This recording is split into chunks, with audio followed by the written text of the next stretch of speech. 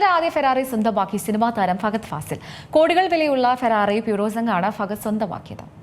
മലയാള ചലച്ചിത്ര താരം ഫഹദ് ഫാസിൽ തന്റെ കാർ ശേഖരത്തിലേക്ക് മറ്റൊരു പുതിയ ആഡംബര കാറ് കൂടി ചേർത്തു. അദ്ദേഹം തന്റെ ആദ്യത്തെ Ferrari സ്വന്തമാക്കിയിരിക്കുകയാണ്.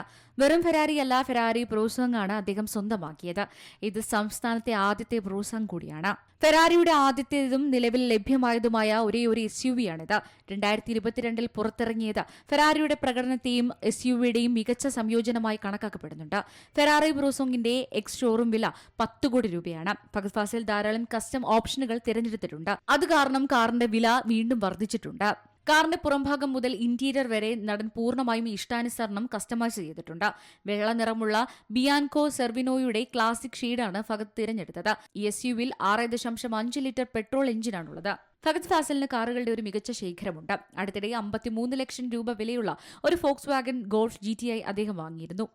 Entertainment desk, C Malayalam news.